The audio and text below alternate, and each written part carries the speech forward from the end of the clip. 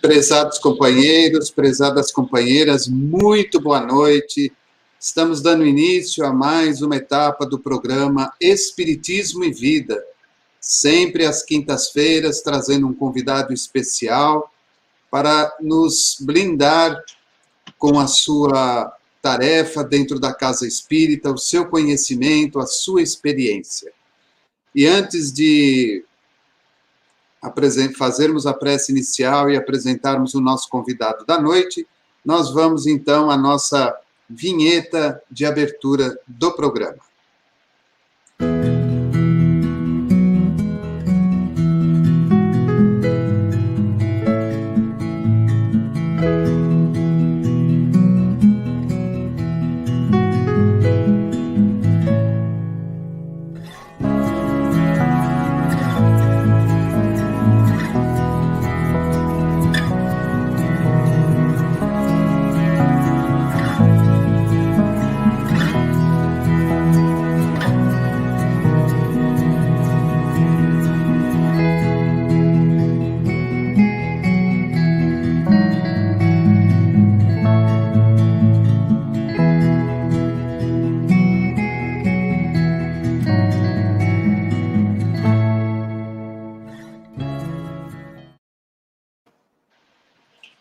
Então vamos à nossa prece inicial, rogando ao querido Mestre Jesus e a todos os benfeitores espirituais, que nos abençoe na tarefa desta noite. Abençoe ao nosso querido convidado, que com muito amor e carinho atendeu ao nosso pedido de estar aqui nesta noite, trazendo todo o seu conhecimento, todo o carinho que há em seu coração pela doutrina espírita. Pedimos em especial a Cairbar de Souza Schutel e ao nosso querido André Luiz, os mentores espirituais deste nosso encontro, desse nosso trabalho, que juntamente com suas equipes possam nos dar as intuições e as instruções necessárias para as tarefas da noite. E que todos os encarnados e desencarnados presentes neste momento recebam o amparo, a luz e, acima de tudo, a orientação para prosseguirem no seu caminho de evolução e de progresso. Em nome de Deus, estamos iniciando a tarefa da noite. Que assim seja. Então, o nosso convidado da noite é o companheiro Edivan Dias de Moura, que prefere ser chamado de Ed Moura, como é muito mais conhecido nas redes sociais e juntamente dos seus familiares e amigos. Nasceu em Goiânia em 30 de dezembro de 1970. Viveu na cidade de Goiânia até os 22 anos de idade, quando, a convite de um parente próximo, veio residir na cidade de Brasília, no Distrito Federal. Nesta cidade, a qual chegou para morar no dia 3 de março de 1993, tomou contato com o movimento espírita e com a doutrina dos espíritos. Inicialmente frequentando as reuniões públicas da Comunhão Espírita de Brasília, o maior centro espírita da cidade, que fica na região do Plano Piloto. Logo depois, em abril de 93, passou a frequentar o grupo da Fraternidade Espírita Irmão Estevão. Nesse grupo espírita fez um estudo sistematizado da doutrina espírita. Trabalhou na campanha do Quilo Francisco de Assis, na evangelização espírita infantil e frequentava a reunião com os jovens.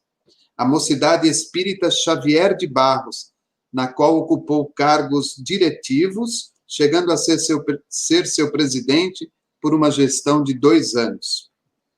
Nesta cidade mesmo, passou a frequentar também um centro espírita próximo à sua casa, chamado o Lar Assistencial Maria de Nazaré, conhecido como Lamana.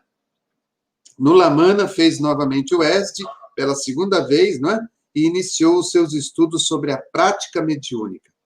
Trabalhou como médium lá no Lamana, na aplicação de passes e em sessões de desobsessão por corrente magnética, prática criada por Eurípides Barçanufo, em Sacramento, Minas Gerais, e difundida por Jerônimo Candinho, que é da cidade de Palmelo, no interior de Goiás. Hoje faz o estudo sistematizado da mediunidade, isso mesmo, que está temporariamente suspenso por causa da pandemia.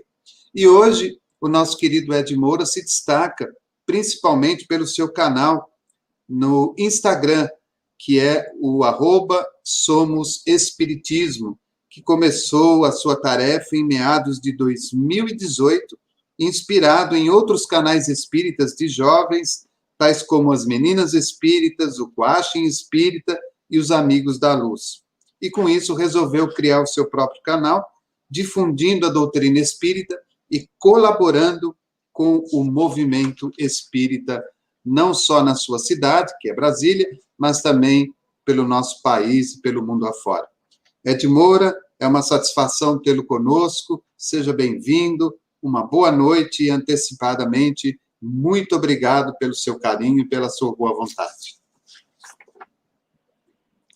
Para mim é uma alegria e uma honra estar aqui ocupando esse lugar no Grupo Espírita, participando dessa live, na qual a gente vai falar de um tema de grande importância, que é a evangelização infanto-juvenil ou evangelização de crianças e jovens. Mas antes eu queria dizer que o nosso canal, o Somos _ Espiritismo, ele, além do Instagram, ele está presente também no Facebook, com a página que nós temos lá, e no YouTube. Cada um tem conteúdos assim que, ora coincidem, ora são diferentes, mas sempre com o tema da doutrina espírita, né? E que o Somos Espiritismo existe para divulgar a doutrina espírita. Como diz Emmanuel, a maior caridade que a gente possa fazer para essa doutrina, que tantos corações consolam e afasta o desespero de cada um de nós, né? Naqueles momentos em que a noite da aflição cai sobre nós, aí ela vem lembrar para a gente que essa noite, na verdade, se torna uma madrugada e vai raiar o dia, vai vir a luz. Então, eu quero dizer também que, além de tudo que o Davi falou, eu também trabalho na evangelização hoje de jovens, né, da pré-mocidade, do Grupo Espírita Irmão Estevam, só que é do posto avançado que tem na cidade de Paranoá, aqui do Distrito Federal, que por hora está suspenso por causa da pandemia. E esse trabalho junto a esses jovens, que tem na faixa de idade entre 12 e 16 anos, tem me dado assim muitas experiências muito assim interessantes, né, ao lidar com eles. Os jovens de hoje não são mais os jovens, né, da época que eu era jovem, né? Então as coisas mudam, né? A gente vê, fica perceptível uma evolução aí. Nós vemos hoje em dia crianças que é um fenômeno, elas sabem mexer em tablet, elas sabem, quando você entrega um tablet para elas, sabem desbloquear, quando não tem senha, né, claro, ela sabe desbloquear, passar o dedinho e ir apertando os ícones até chegar no joguinho que ela quer. Eu vi várias crianças de 1 ano, 2 anos fazerem isso, é uma coisa incrível. Então a gente percebe que tem algo mais aí que vale a pena a gente se debruçar sobre isso e entender que a gente nós estamos recebendo crianças que não são mais comuns. Então, a educação dessas crianças, desses jovens, não pode ser mais a mesma. Aquela educação lá do passado, em que se convencia na brutalidade, como já ouvi dizer por aí, né? Eu não concordo com essa frase, mas criança é igual marshmallow, só bater que cresce. Não é bem assim, isso não funciona mais. Hoje em dia, eles são mais abertos para o diálogo. Você vê crianças pequenas que têm argumentos que muitas das vezes, se a gente não estiver preparado, a gente vai fazer algo errado na educação desses pequenos, né? Né, Davi? Mas me diga uma coisa, como é que foi essa sua mudança aí da cidade de Goiânia para Brasília, né? Era uma coisa já programada ou aconteceu aí de repente? Nós estávamos no ano de 1992. Eu, até então, com 21 anos de idade. Eu tinha terminado os meus estudos secundários e estava com uma certa dificuldade para ingressar no curso superior. Eu venho de uma família assim muito humilde, então eu terminei o meu curso secundário um pouco tarde, né, do que o normal. E eu estava querendo definir minha vida. Eu queria estudar, passar em concurso e tal. Quando um primo me chamou para vir morar em Brasília. Aí, no dia assim, é até interessante essa parte da numeração aí, né? 3 de 93 eu cheguei aqui nessa cidade, às 15 horas. E daqui eu comecei a minha vida. Eu comecei a trabalhar, fiz um curso superior, né? Me casei, tive uma filha, o casamento não deu certo, aí eu me separei, nos separamos mantendo a amizade, eu e a mãe da minha filha, e hoje eu estou já casado novamente. E a vida se estabeleceu aqui, né? Foi por uma questão de oportunidade mesmo, de trabalho. E também, claro, de estudos, né? Porque aqui é bastante... Tem muita oportunidade, né, para isso. Não que Goiânia não tivesse, né? Pelo menos naquela época, não. Mas hoje em dia, Goiânia é muito parecida aqui com essa cidade, Brasília. Foi assim que se deu. E você já era espírita antes de vir para Brasília? Quando eu morava em Goiânia, eu peregrinei por várias religiões, né? Dentre as religiões mais tradicionais, como o catolicismo e a igreja evangélica, até por religiões como Seishonoye e Hare Krishna. E quando eu estava frequentando um centro de Umbanda junto com a minha irmã, é que surgiu o convite. E lá mesmo eu tive a revelação que eu ia vir morar em Brasília e eu não voltaria mais para Goiânia, para morar, né, novamente em Goiânia. Lá me revelaram isso. Então, e lá mesmo nesse centro de Umbanda, eles falaram que eu tinha que, quando chegasse aqui em Brasília, eu só ia conseguir ser feliz se eu procurasse, no linguajar deles, eles falaram, se você procurasse os homens de branco. É como eles lá se referem aos espíritas, né? Porque lá naquele grupo de Umbanda, eles não se definiam como espíritas, eles falavam que eram banda mesmo e pronto. Então, eu achava isso muito interessante, depois, quando eu fui estudar o espiritismo. Então, quando eu vim para o Brasil, a primeira coisa que eu fiz foi seguir isso aí. Procurei uma casa espírita. E o primeiro livro que eu li espírita foi o Evangelho segundo o Espiritismo. Li de capa a contracapa. Aí depois eu comecei meus estudos, até chegar aí. E o trabalho na casa espírita, e como é que ele foi acontecendo após os estudos? Aí vieram o trabalho de passe, o trabalho com os jovens, a identificação mesmo foi com os jovens. Exatamente.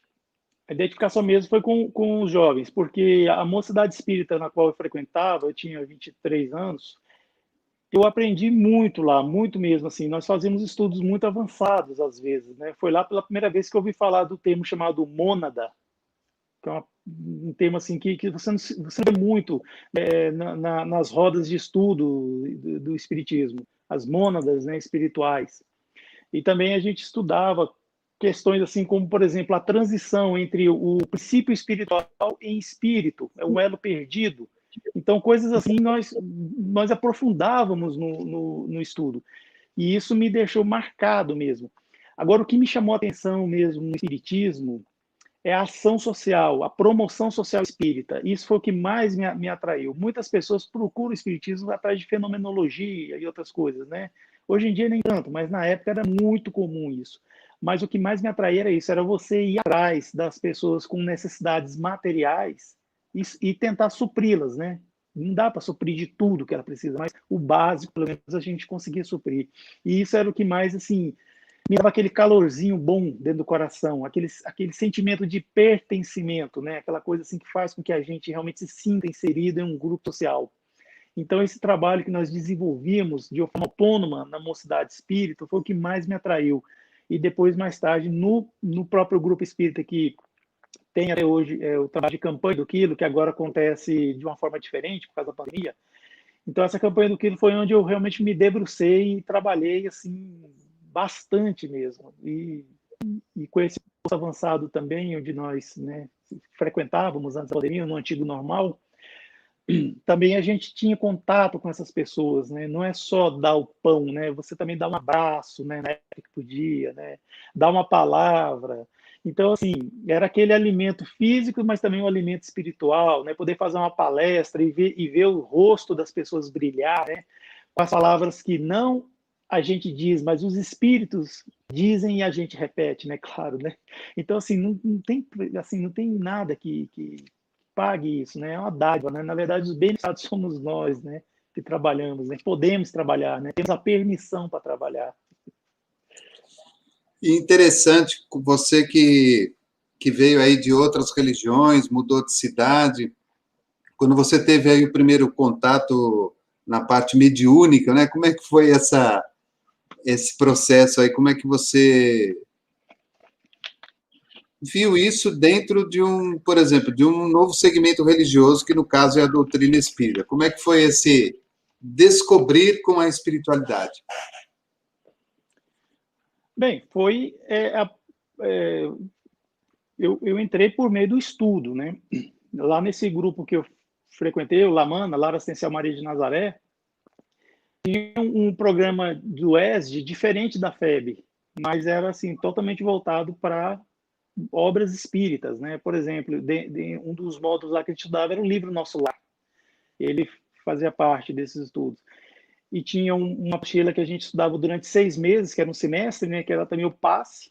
Então a gente estudava todos os aspectos do passe, até chegar na parte da corrente magnética também, que era algo estudado exaustivamente. E, por fim, nós tínhamos um curso de educação mediúnica. Então, a partir desse curso, a gente começava a trabalhar como estagiários na parte mediúnica, até poder tornar-se médium, né? Ser autorizado pela espiritualidade para trabalhar. Então, isso realmente me deixou assim, foi uma experiência ímpar para mim, porque o trabalho que nós realizamos lá era com influência mesmo do espírito, né? Então, a gente aplicava passes, mas também fazia sessões de curas.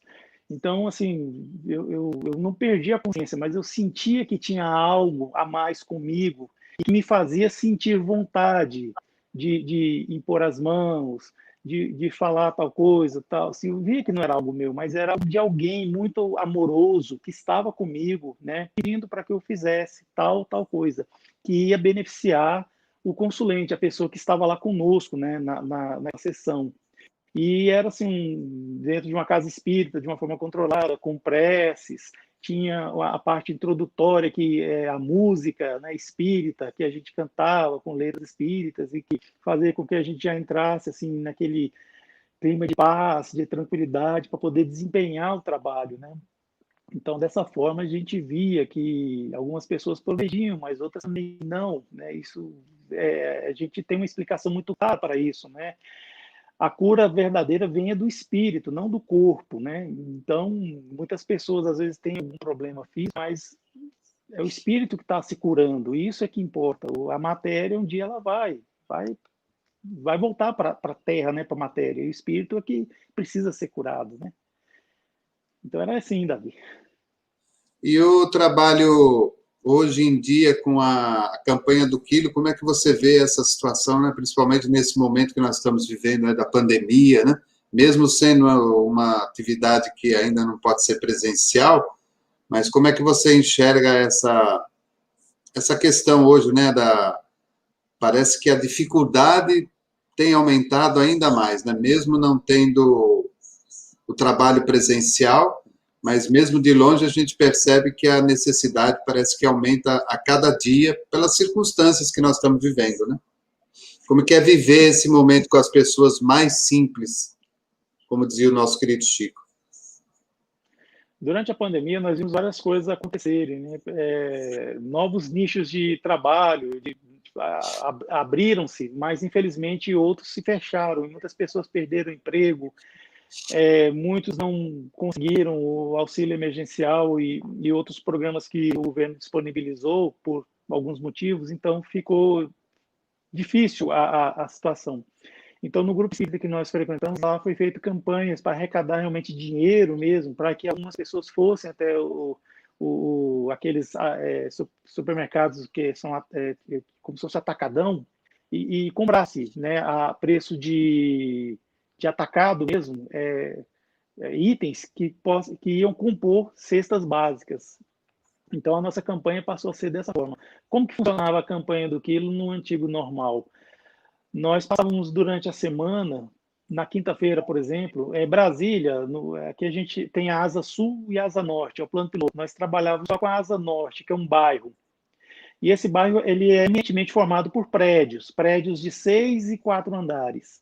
Então, a gente fazia, a campanha era distribuir saquinhos nesses prédios, na quinta-feira, e no sábado, o saquinho tinha o aviso que a gente ia passar no sábado, a tal hora, para recolher os possíveis donativos. E, claro, o trabalho não era só de arrecadar, mas também de doar. A gente levava mensagens escritas e deixava lá na caixa de correio e tudo mais. Então, dessa forma, a gente arrecadava. Com a pandemia, a gente realmente parou com essa atividade e ela foi convertida dessa maneira que eu acabei de falar, né? Que era arrecadação de dinheiro mesmo para comprar esses itens e formar cestas e ser doadas para as famílias que já são cadastradas conosco, né? Cerca de 50 famílias. No caso, a gente trabalha assim. E são famílias que muitas das vezes assim o arrimo estava passando por algum problema, estava desempregado, então aquela família precisava de uma ajuda. A partir do momento que o arrimo arrumava um emprego ou aparecia uma fonte de renda, aí essa família saía do programa, entrava outra que tivesse necessidade, porque a gente não conseguia, infelizmente, ampliar os nossos atendimentos. Com a pandemia, houve mais necessidade, só que a gente não pôde assim, admitir todo mundo, porque senão a gente não ia conseguir. Então, a gente conseguia ajudar aquelas 50. E isso era garantido e a gente fazia esse trabalho, viu, Davi? Me diga uma coisa, Ed. Como é que apareceu a ideia na sua mente de criar um canal no Instagram? E aí começar a divulgar a doutrina? Foi com base em observações que eu vi que no YouTube tinha alguns canais espíritas, né, que me chamavam muita atenção devido à linguagem, porque a gente vê canais muito bem feitos, mas que o conteúdo é algo que não é queira julgar, mas às vezes a gente vê conteúdos assim que são duvidosos, né? Na época a gente viu um youtuber que era muito famoso mesmo, o canal dele muito feito, e ele fez uma postagem que ele estava numa banheira com Nutella, aquele item que a gente usa no café da manhã de chocolate, né? Que muita gente aprecia, gosta, né? E que, claro, é caro, né? É muito caro. Então, esse youtuber fez esse vídeo ele numa banheira com Nutella. Então, assim, é uma coisa absurda isso, né? Se a gente for pensar no Brasil, um país que a gente sabe que tem uma pobreza muito grande, né? Então, a pessoa faz um vídeo, sabe? Um vídeo muito bem feito, por sinal. Então, assim, aí eu fui vendo que esse mundo do YouTube devia ter algo diferente, não é possível que só tenha essas coisas. Aí eu fui pesquisando e descobri que tinha canais espíritas, né, mais de jovens do que de adultos, né, porque os jovens eles saem na frente, né, dessa forma, né? E assim eu me deparei. Fiquei emocionado quando eu vi, né, isso. Isso foi em 2017, 2016, 2017, né? Então foi Meninas Espíritas, Coaching Espírita, tem um canal chamado Um Day Espírita, que é do Jean Paul, ele é meu amigo, gosto muito dele, é Rio de Janeiro. Qual outro canal? Amigos da Luz, gente, que isso, muito bom. É um canal de humor e espiritismo. Espirituosos também, sabe? Então são canais assim, que são muito bem feitos e fala de espiritismo. Aí eu descobri que eles tinham um canal no Instagram. Aí eu fui ver no Instagram e gostei. E no Instagram que eu fui ver que tinha pessoas que não dominavam tanto a tecnologia, pessoas que faziam um canal pronto. Que no YouTube você tem que ter uma certa competência para trabalhar no YouTube, né? Porque ele é muito cheio de detalhes, né? Assim, o YouTube é bem profissional, né? Tanto é que muitas pessoas monetizam seus vídeos, né? No canal Somos Espiritismo a gente trata os vídeos como fins não lucrativos, né? Então, nós nunca vamos lucrar com os vídeos que estão lá. Mas no Instagram eu via isso, pessoas assim que notadamente não tinham experiência, mas estava lá na cara e na vontade, divulgando o espírita. Aí eu perguntei para mim mesmo, por que não? Aí eu matutei bastante, né? Essa palavra é matutar, né? Pensar. Então eu pensei bastante qual seria o nome, né? Então vários nomes vieram, tudo. Daí eu fiz uma prece, dormi e acordei com o nome Somos Espiritismo, porque esse nome parece que a gente estava tendo um trabalho de branding lá no meu trabalho, onde eu trabalho, estava fazendo um projeto de branding. Então esse nome Somos alguma coisa estava falaram que era a tendência, né?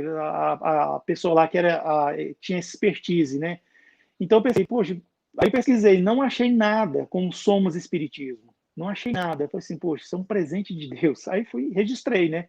Aí, claro, já criei conta no Twitter, criei primeiro no Instagram, claro, né? Depois criei no Twitter, Facebook e no YouTube.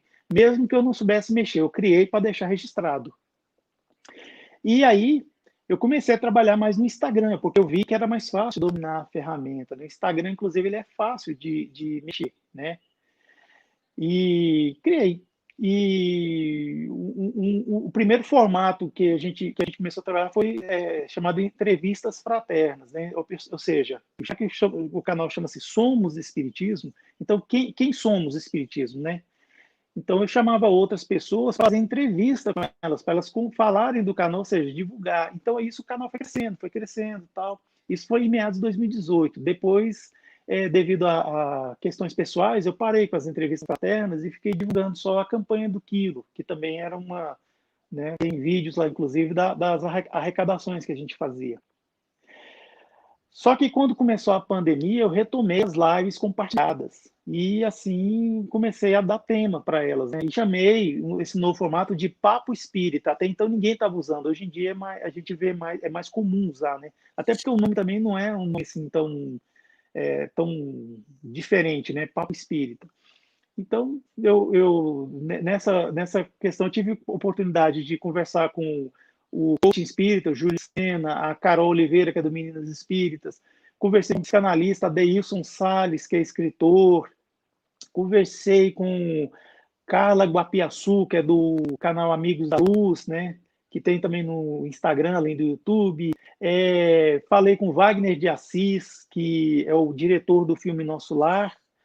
Falei com o Renato Prieto, que é o ator que fez o papel de André Luiz, e cheguei assim, eu acho que uma coisa que eu não achei que não ia conseguir foi fazer um papo espírita com o Marcel Sotomayor, que é o biógrafo de Chico Xavier e de Allan Kardec, né? Tem obras aí maravilhosas sobre ele.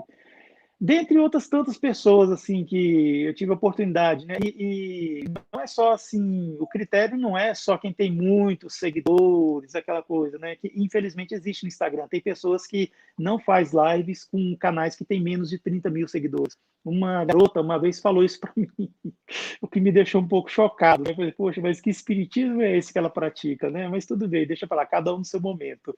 Então, assim, já houve um momento de fazermos lives com canais que tinham 200 seguidores, né? 180, até menos, assim. Estava bem no início mesmo, então a gente queria usar os nossos seguidores para divulgar aquele canal, para que as pessoas passassem a seguir, e assim ele tem uma certa se perpetuar no Instagram e continuar o seu trabalho, né? Porque eu vejo que tem muitos canais que surgem, a ideia é boa, mas a pessoa desiste, porque às vezes não consegue divulgar. Falta de divulgação, falta de estímulo, né? Claro. Então, sim, o canal Somos Espiritistas foi criado. Aí, este ano, agora que eu tive mais tempo, fiquei mais tempo em casa, trabalhando remoto, eu comecei a estudar mais sobre o YouTube. Então, eu comecei a desenvolver mais o canal, fui vendo como é que eram os conceitos e tudo mais. Então, tá lá, tem vários conteúdos lá para poder maratonar sobre o espiritismo, entender as lives, assistir as lives, desculpe. E no Facebook também, nós temos lá conteúdos também, assim, que às vezes que está no próprio Facebook que a gente só reposta, né? Então ele não vai para o Instagram, ele fica só no Facebook. Então é interessante conhecer. É um mundo, né, que se abriu para nós, e a internet, nós podemos dizer que uma parte dela virou um centro espírita. Por quê? Porque nós vimos lives, nós vimos postagens, nós vemos textos e tantas coisas interessantes, né? Isso no mundo adulto. E quando você pega o mundo jovem, é muito mais interessante porque vem aquelas tiradas assim do próprio jovem mesmo, por exemplo, colocar uma foto de Allan Kardec, aí está escrito assim, ó, não pediu nascer, aí embaixo está assim, ó, pediu sim, assinado Allan Kardec. Então, assim, você vê que é uma mensagem curtinha, mas ela é um iceberg, que você afunda um pouco, aprofunda um pouquinho, você vê que tem uma explicação muito, muito óbvia para isso, né? Então, assim, a gente descobre que tem, por exemplo, no Instagram, a FEB, por exemplo, a Federação Espírita Brasileira, que é a casa máter do Espiritismo, ela está lá presente e sempre colocando conteúdo, as federativas estaduais também produzindo muito conteúdo, e é o que nos dá referência para a gente repostar com segurança aquele conteúdo e fazer com que isso chegue a certas pessoas. Porque existem pessoas espíritas, mas existem muitas pessoas que têm afinidade com o espiritismo. Então, esses que têm afinidade com o espiritismo, eles gostam de ler coisas assim interessantes. Aí é nesse momento que você consegue atrair um desses que tem afinidade para o espiritismo de vez como trabalhador. Eu tenho uma amiga, assim, que é lá de Cajazeiras, na Paraíba, Betânia Paiva, que a gente, por causa do canal, a gente começou a conversar.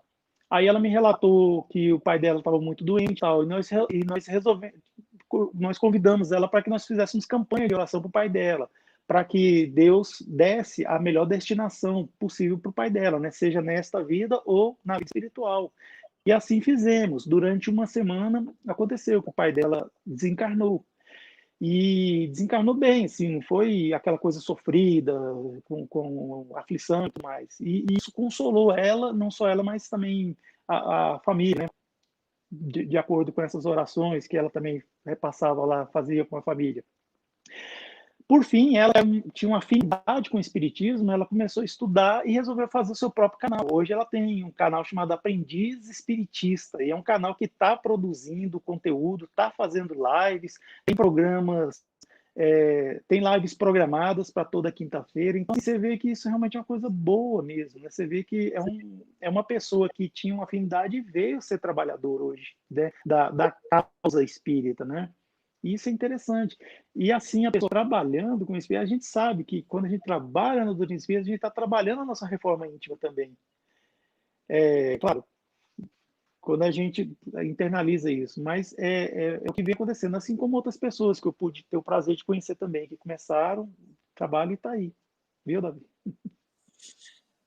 Então, vamos falar um pouco agora do nosso tema específico, que é a evangelização das crianças e a evangelização dos jovens, né? Você que está aí diretamente ligado a esse processo, ligado a esse trabalho.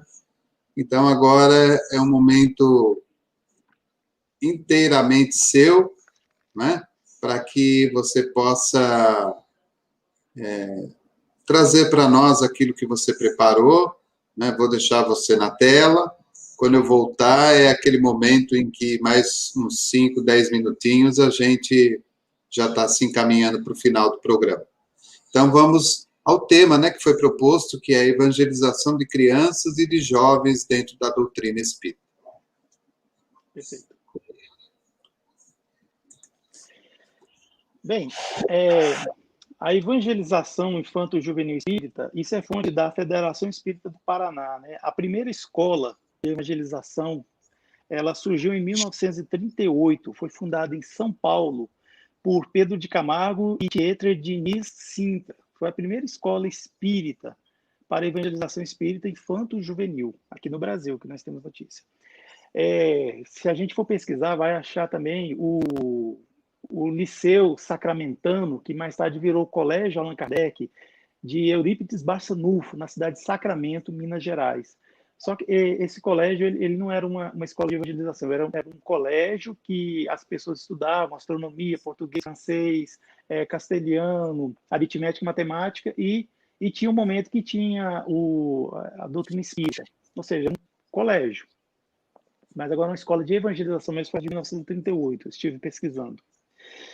E a FEB, Federação Espírita Brasileira, em junho de 2014, ela comemorou 100 anos de atividade de evangelização infanto-juvenil. Então, assim, em 1914, a FEB começou a trabalhar ativamente, né, com a evangelização de jovens, de crianças e jovens. E o que é evangelização? A evangelização infanto-juvenil é toda atividade voltada ao estudo da doutrina espírita e à vivência do Evangelho de Jesus junto à criança e ao jovem.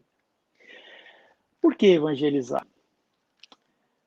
Nós fizemos já várias lives com pessoas entendidas, né, nesse sentido, e a conclusão mais óbvia para essa pergunta seria o seguinte: a gente evangeliza para que as nossas crianças e nossos jovens não sejam absorvidos pelo materialismo.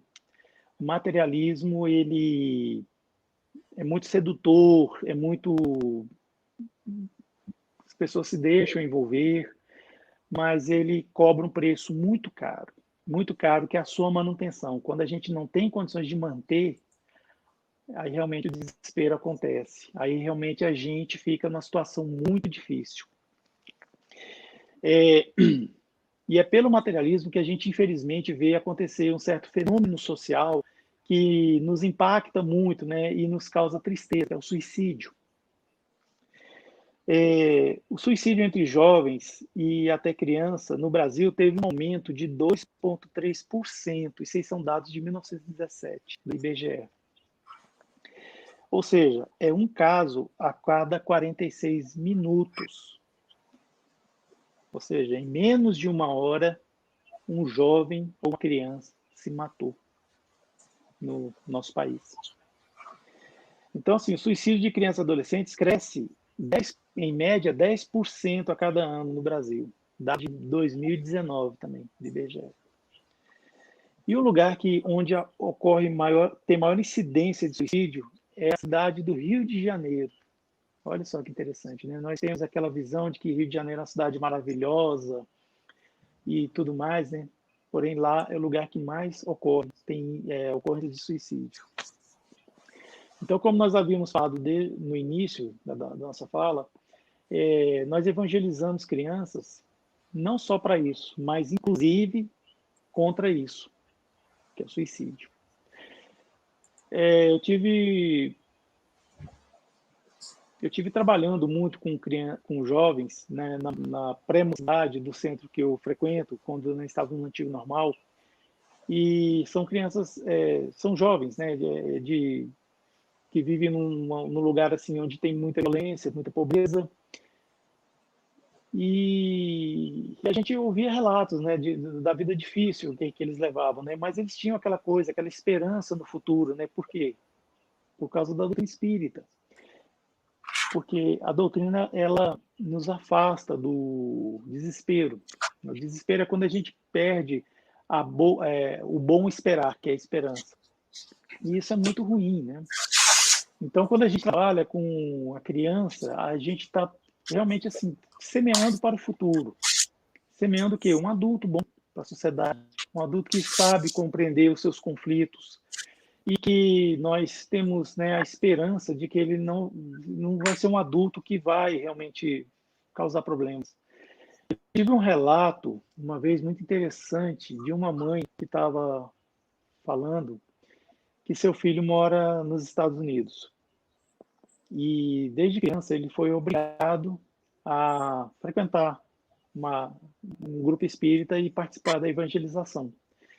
Ele não gostava de ir, mas a mãe, ela fazia com que ele fosse, né? Então, até os 17 anos, ele frequentou as aulas da evangelização infanto e juvenil. A partir do momento que ele fez 18, 19 anos, ele era uma pessoa rebelde e tudo, e quis ir morar lá nos Estados Unidos. E a mãe, embora contra a vontade da mãe, né? Que é a mãe solo, né? O pai desconhecido. Ele foi morar lá. Então, teve um dia que a mãe estava conversando com ele ao telefone e ele falou para a mãe dele, né? Que aquele lugar onde ele estava, aquele estado onde ele estava, lá nos Estados Unidos, ele tinha vontade, às vezes, de pegar uma arma e sair metralhando todo mundo, sabe? Assim, atirar, assim, igual essas pessoas, né, que a gente vê desequilibradas, que saem fazendo chacina. Só que ele disse para a mãe dele que ele não fazia isso, por mais revoltado que ele tivesse com algumas questões lá, porque ele se lembrava das aulas que ele teve na evangelização. Que ele se lembrava de que essa vida é só um ponto e que depois vai ter uma próxima vida. E que depende do que a gente fizer nessa vida, a gente vai ter uma próxima vida difícil. Então ele tinha um certo receio com relação à próxima encarnação dele. E olha só, ele ia com má vontade para a aula de evangelização, mas isso ficou nele por um motivo. Por que evangelizar, né? Não sei se seria mais uma das respostas. Mas a coisa não é só funcional, assim, extremamente funcional, que ou seja, evangeliza. Não, tem crianças, jovens que são evangelizados, mas depois saem, viram adultos que não conseguem entender seus conflitos e se envolvem em problemas, em questões. Evangelizar não é um remédio que você aplica na criança e no jovem para que ele seja calminho, tranquilo e tudo mais. Não. O intuito é a gente agir no espírito, não no corpo, né, na matéria, assim, no cérebro, aquela coisa de conhecimentos que você decora e pronto. Não, é fazer com que haja uma transformação espiritual. É fomentar a reforma íntima, né? Claro. Nós sabemos que nós temos as nossas obscuridades, né? O que seria isso? São os nossos vícios morais, né? Então, assim, o ciúme, a inveja, a ganância, a cupidez, o orgulho, o egoísmo, né, que é tão presente na doutrina espírita, né? Então, essas obscuridades, elas se dissipam se a gente fizer o quê?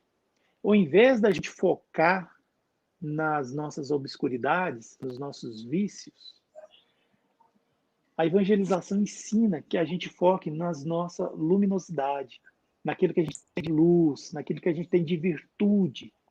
Porque nós que estamos aqui nesse mundo, na terra de provas e expiações, já querendo ser um mundo de regeneração, nós temos virtudes, claro que temos. Então, quando a gente foca na nossa parte luz, na nossa parte iluminada, no sentido de aumentá-la, o que acontece? Com a sombra diminui. Isso é a lei da física, isso é natural.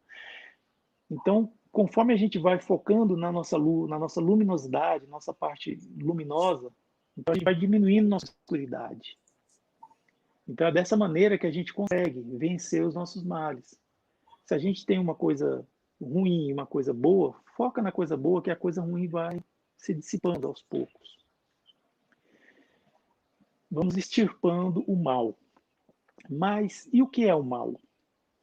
O mal, os bons espíritos nos ensinam que é a ausência do bem. Onde não existe o bem, não é dizer que lá não tenha nada, lá existe o mal. Então não adianta só ter o conhecimento do bem, ser bom. Não, é preciso praticar, é preciso fazer o bem. Então, dessa maneira, fazendo o bem, é que nós vamos ampliar a nossa luz, né, a nossa iluminação, a nossa inteligência, né, como diz assim. E dessa maneira a gente consegue vencer isso. Então, quando a gente evangeliza uma criança e um jovem, o que a gente faz? A gente faz com que eles vão aprendendo essas e adquirindo, amealhando essas competências espirituais. Sim, competências espirituais. De maneira que, no futuro, você vai ter um adulto que talvez não vá seguir a doutrina espírita, talvez vai seguir outra religião, talvez vai seguir uma filosofia de vida diferente. Talvez nada disso, mas vai ser uma pessoa que vai saber lidar com seus conflitos, né? Pelo menos assim, aqueles conflitos, né, mais duros, né? Vai saber, talvez, entender algumas coisas que acontecem. Se essa pessoa ela é evangelizada numa religião espírita e depois ela segue outra religião, bom, a gente ganhou uma pessoa. Ela está com Jesus, ela está com, né? Ela está com Deus, né? Deus nosso Pai. Nem mesmo que ela vai seguir uma religião não cristã, não tem problema. Mas se for uma religião que faça com que a pessoa seja bem, isso é que importa. Então é nesse sentido que a evangelização acontece. Allan Kardec, nosso mestre de Lyon, na França, né? Nascido Hippolyte Léon Denisard Reville, ele foi um evangelizador.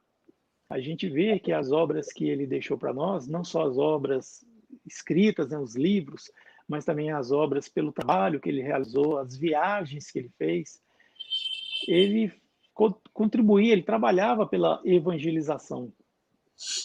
E Allan Kardec, ele antes de se tornar Allan Kardec, porque Allan Kardec é um pseudônimo que ele assumiu para si antes de lançar as obras espíritas. Ele era filho de uma família na França, uma família comum, mas que tinha condições de dar uma educação boa para ele. E fez com que ele fosse estudar num instituto de referência em educação de jovens na época, que é o Instituto Yverdun,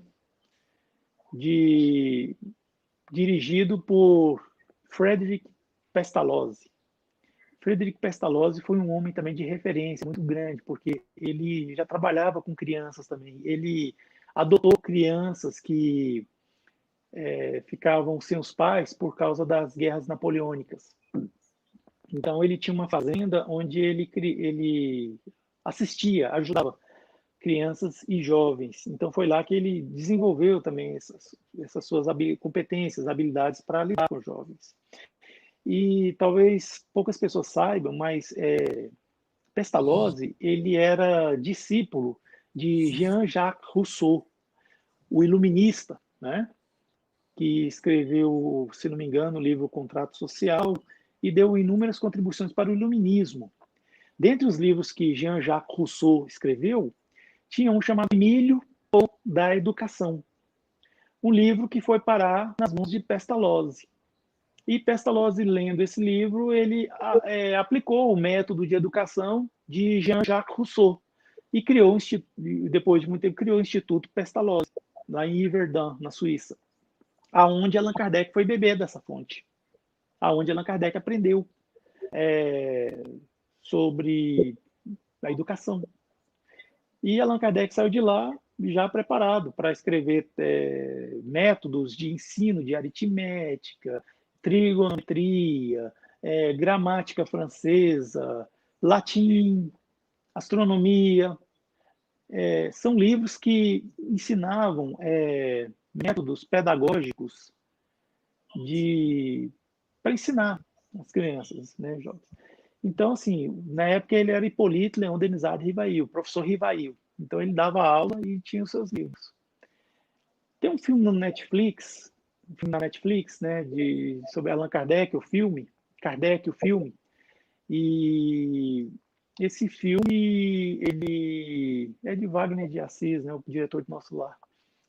Esse filme mostra a trajetória de Allan Kardec, né, que ele passava noites em claro, né, trabalhando, porque ele trabalhava durante o dia e à noite é que ele ia trabalhar para a doutrina espírita, escrever livros, não só escrever livros, mas como responder a cartas, né?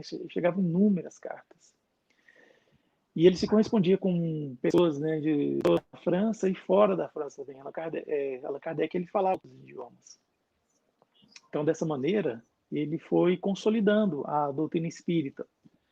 E tinha colaboradores, que mais tarde ele fundou a Sociedade Parisiense de Estudos Espíritas. Como eu falei, Allan Kardec ele foi um evangelizador, mas não foi só Allan Kardec. Se nós formos voltar um pouquinho mais atrás, a gente vai ver que Jesus, o nosso Jesus Cristo, ele foi um evangelizador também. Quando Jesus chegou no Sermão do Monte, quando Jesus falou para nós sobre as bem-aventuranças, aquilo é uma aula de evangelização, se a gente for ver bem. Aquilo é uma aula assim, que realmente faz com que a gente tenha esperança no porvir. Quando ele fala bem-aventurados os aflitos, porque serão consolados, bem-aventurados os que têm fome e sede de justiça, porque serão saciados. Quantos de nós, quando está passando pela escuridão do suplício e da aflição, devido a um problema judicial, na qual a gente está sendo uma vítima, ou passando por algum problema de questionamento administrativo, burocrático, seja na prefeitura, no governo, seja com alguma grande corporação, alguma empresa, ou no emprego mesmo, quantas vezes a gente não sente aquele suplício, e a gente sabe que a gente é honesto, mas está sendo julgado. Aí você lê lá, bem-aventurados têm fome e sede de justiça, porque serão saciados. Gente, isso é uma consolação de um tamanho que não tem palavras para explicar isso. Então é por essas e outras que a gente diz que Jesus é um grande evangelizador. Porque é o que ele fez, ele curou, ele fez com que pessoas paralíticas andassem, ele fez com que cegos enxergassem, ele expulsou espíritos obsessores de pessoas que estavam passando por possessão espiritual, mas, sobretudo, ele deixou para nós esse grande legado que a gente vê nas Sagradas Escrituras e também no Evangelho segundo o Espiritismo. Então, nós temos assim essa propriedade para dizer que Jesus é um grande evangelizador também. E ele evangelizava não só crianças, jovens, homens, ele evangelizava almas. Ele via além da matéria. Então ele já sabia muitas das vezes, quando as pessoas chegavam para ele, a intenção que as pessoas chegavam. Não é raro Jesus ser colocado em tentar colocar Jesus em contradição, isso feito pelos fariseus, né? Os hipócritas daquela época, né? Segundo os relatos históricos que a gente lê. E Jesus não se intimidava, ele falava: ó, raça incrédula, infiel, por que me tentais? Então ele já sabia.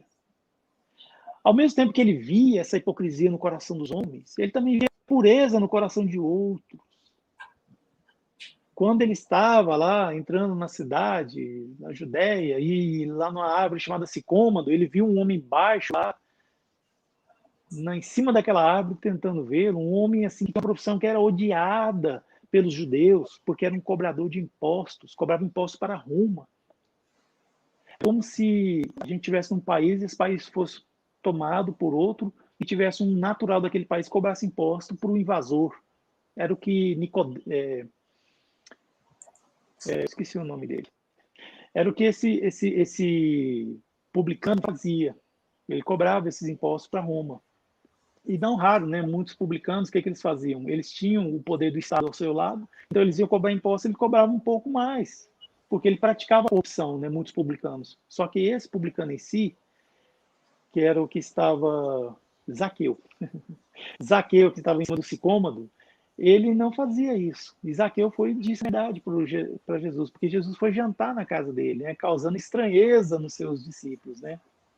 Ele falou que eu procuro sempre ser honesto, e se eu causar alguma lesão a alguém, eu faço eu faço a indenização, né? Isso que ele dizia. Então Jesus sentia que ele era verdade, então por isso que ele foi ter lá com ele. E ele via que Zaqueu era alguém que precisava realmente de um desenvolvimento espiritual. Por isso que Jesus foi ter com ele. Jesus ele não veio só para estar com sãos, mas sim com os doentes. E todas essas passagens, como a da mulher adúltera, por exemplo, é uma passagem muito inspiradora, que a gente vê lá o Cristo, que foi chamado diante de uma situação tão triste naquela época, que acontece até hoje, né? com o machismo que existe na nossa sociedade, infelizmente, né? Que é uma coisa muito lamentável. Mas, assim, Jesus foi levado pelos próprios fariseus, os hipócritas, a ir lá com uma mulher adúltera. Essa mulher foi pega em adultério. A lei manda que a gente apedreje, né? E você, o que diz? Aí Jesus viu aquela situação, a mulher que foi pega em adúltera, sim, mas a mulher estava sozinha, adulterando sozinha? Não, ela estava adulterando com um homem, claro. E cadê o homem? Ninguém sabe, não tem relato. Mas o que interessa nisso aí é que Jesus, ele podia, naquele momento, ele podia fazer a mulher desaparecer. Um homem que andou sobre as águas, um homem que ficou 40 dias e 40 noites no deserto, sem comer e sem beber, ele podia fazer uma mulher desaparecer. Ele podia fazer as pedras que estavam nas mãos daqueles homens sórdidos virar areia. Sim. Mas se ele tivesse feito isso, a gente ia ter conhecimento hoje dessa passagem maravilhosa em que ele se abaixa, escreve na areia, aí quando ele é perquirido de novo, ele levanta e fala: aquele que nunca pecou, que atire a primeira pedra. Olha a grandeza desse conhecimento. Os mais velhos foram saindo, deixando as pedras caírem. Aí depois os de idade mediana, enfim, os jovens foram saindo. Então, Jesus deixou esses ensinos para nós. É o que nos faz dizer que Jesus é um grande evangelizador. E antes de Jesus, nós temos mais evangelizadores, né, pela história. Dentre eles, eu quero destacar Moisés. Moisés também foi um grande evangelizador. Moisés explicou da sua forma, da sua maneira, como podia explicar a origem do mundo, a origem do homem, a origem da mulher, a origem do sofrimento, a origem do valor do trabalho e assim, da retidão, dos valores, né, morais e tudo, né? Moisés ensinou. Só que Moisés podia ter ensinado muito mais, só que ele não podia. Por quê? Porque ele lidava com pessoas ignorantes, pessoas que eram a vida toda, foram escravos lá do faraó egípcio, do povo egípcio. Então, ele tinha que explicar de uma forma didática, para que aquele povo, como diz no próprio Evangelho segundo o Espiritismo, aquele povo semi-selvagem entendesse. Pois a gente sabe que se a gente pegar um holofote com muita luz e jogar nos olhos de uma pessoa para tentar iluminar, não vai iluminar, ela vai ficar cega momentaneamente com tanta luz. Então Moisés sabia que ele tinha que diminuir a sua luz, ele tinha que diminuir a sua inteligência para explicar de uma forma didática para aquele povo semi-selvagem a origem de tudo. Moisés foi adotado pela filha de um dos faraós, e assim ele cresceu sendo educado por eles. Gente, quem são os faraós? O que é o Egito antigo? Hoje em dia nós vemos as pirâmides, nós vemos a esfinge, nós vemos os conhecimentos egípcios e ainda tem pouca explicação de como eles conseguiram fazer aquilo. Como que eles conseguiram fazer pirâmides que, quando elas têm uma harmonia matemática naquilo. E mais tarde descobriram que aquele formato favorece o que como se fosse uma passagem para uma outra dimensão. Ela fecha aqui e abre. É como se fosse seguindo uma nova dimensão. Existe um ramo da ciência chamado egiptologia, que é para entender o Egito antigo, porque a gente ainda não consegue ter respostas. Então Moisés bebeu nessa fonte, que hoje para nós é um mistério, algumas coisas. Moisés bebeu aquela fonte. Então Moisés foi também um grande evangelizador, porque ele ensinou os valores do trabalho para aquelas pessoas. Claro que ele teve que ser rude também naquela época. Ele trouxe os 10 mandamentos, lá dizia, não matarás. Para fazer valer esses 10 mandamentos, ele matou 2.000 pessoas. Temos relatos no livro Os Quatro Evangelhos, de Jean-Baptiste Rustang, dizendo isso. Então, ele era um evangelizador, sim, mas a sua época, o seu modo. E ele conduziu aquele povo semi-selvagem até Canaã, que é a terra prometida, onde foi fazer o berço para que Jesus viesse trazer para nós a boa nova, resumir 10 mandamentos em 2: amar o próximo como a si mesmo e a Deus sobre todas as coisas. Então a gente vê que de Jesus esses conhecimentos já tinha tratado sobre mediunidade também naquela época. Foi o que abriu a curiosidade de Allan Kardec lá na frente sobre os fenômenos das mesas dançantes ou mesas girantes, que para uns era diversão naquela Paris de 1850, era diversão, era alegria, era festa. Para Allan Kardec foi a pergunta, como que isso acontece? Da mesma forma que Isaac Newton perguntou como que isso acontece quando a maçã lhe caiu na cabeça. E a partir da pergunta como isso acontece, vieram as leis de Newton, inclusive a gente entendeu a força da gravidade, a força G, que a partir dela inúmeros ramos da ciência se desenvolveram, e a tecnologia inclusive, né? Hoje, se a gente consegue voar, isso se deve muito ao trabalho de Newton, assim como Allan Kardec também, quando ele foi saber como que isso acontece, ele tirou o véu de algo que existia, e assim a gente está até hoje avançando nossa sociedade. Então é dessa maneira que nós podemos dizer que Moisés, Jesus e Kardec são grandes evangelizadores. Não raro que a gente sabe que a primeira revelação veio com Moisés, a segunda revelação com Jesus, e a terceira revelação não com Kardec, não, mas a terceira revelação com o Espiritismo, os espíritos desencarnados que vêm nos ensinar. Muito bacana essa parte, não só da evangelização, mas também esse passeio pela questão histórica do Espiritismo, do Antigo Testamento, do Novo Testamento. Então, isso é muito importante para que a gente tenha uma noção da trajetória, né, que esses grandes espíritos passaram para que nós chegássemos a isso que nós estamos hoje, né? Então, a gente pega lá Moisés há milhares de anos atrás e hoje estamos aqui, em pleno 2021, dia 7 de janeiro, fazendo uma live falando do próprio Moisés. Então, é uma coisa muito interessante mesmo, né? Antes de nós aí nos encaminharmos aí para o final do nosso encontro, eu queria aí deixar mais uns 5 minutinhos aí para que você possa dar as suas palavras finais aí, segundo a sua inspiração, a sua intuição, aquilo que o seu coração mandar.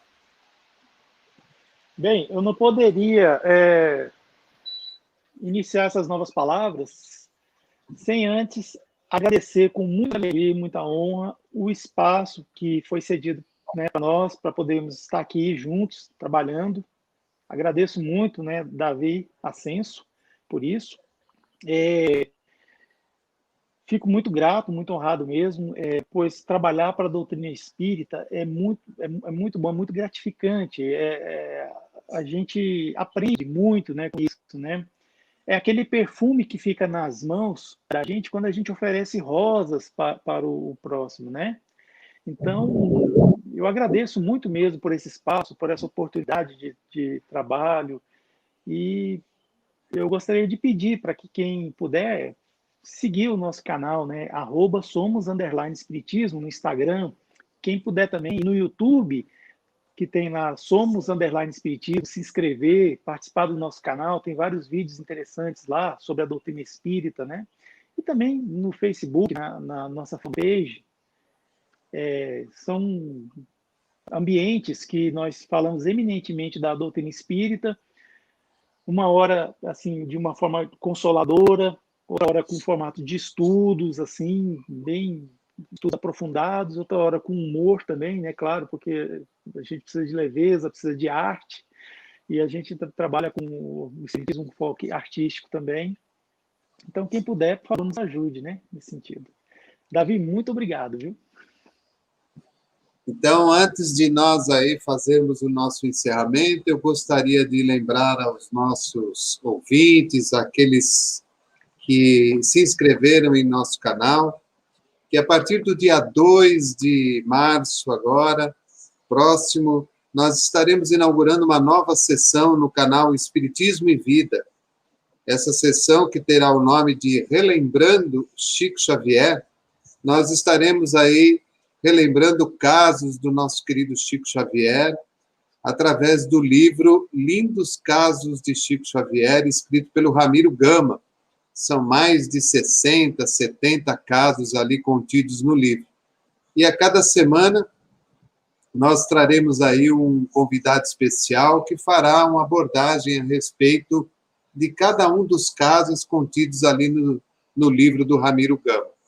E no meio da contagem de cada um dos casos, nós estaremos também colocando alguns convidados especiais que trarão um poema, uma mensagem, uma música, enfim, alguma coisa diferente para ilustrar o encontro e, é claro, lembrar um pouco mais a respeito do nosso querido Chico Xavier. Esse trabalho da sessão Relembrando Chico Xavier estreia dia 2 de março, é terça-feira, é um horário diferente, das 22h30 às 23h30. Nós vamos aí colocar uma chamada para que já todos possam ir se ambientando com ela e possam também conhecer esse futuro trabalho que nós vamos realizar. Então, vamos a ela.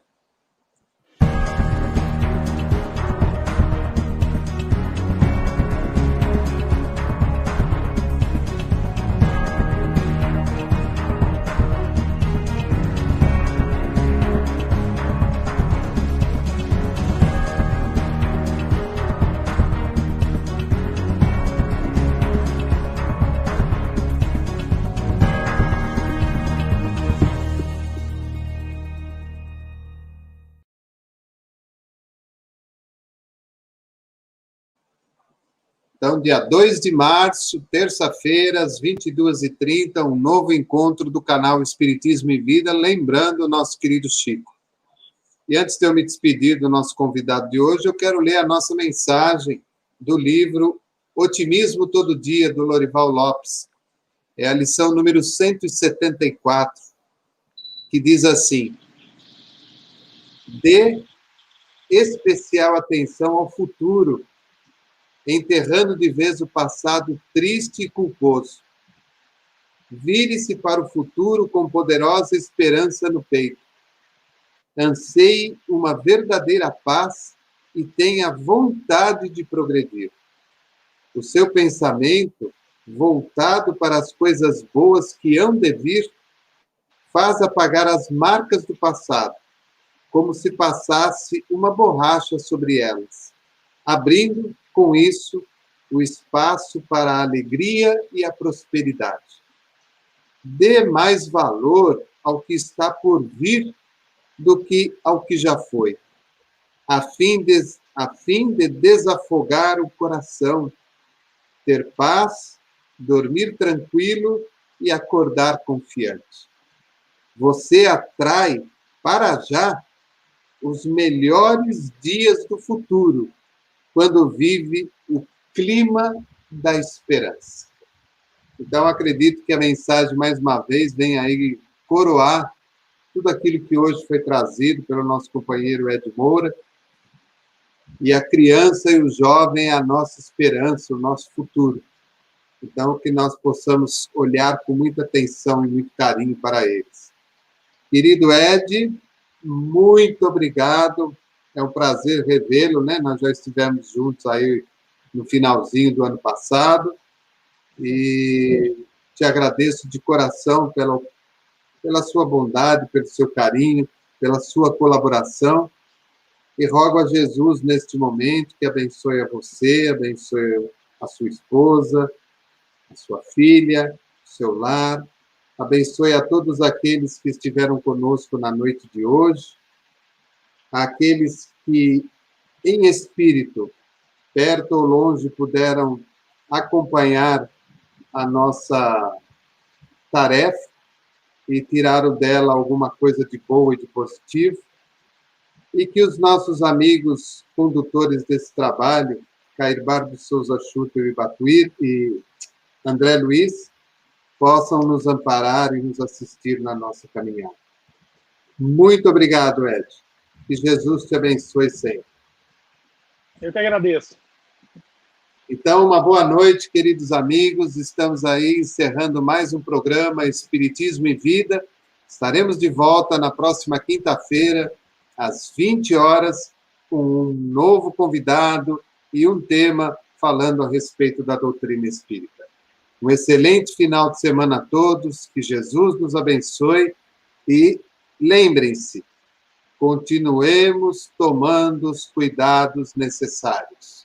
Nós precisamos fazer a nossa parte. Forte abraço e até a próxima quinta, se assim Deus nos permitir.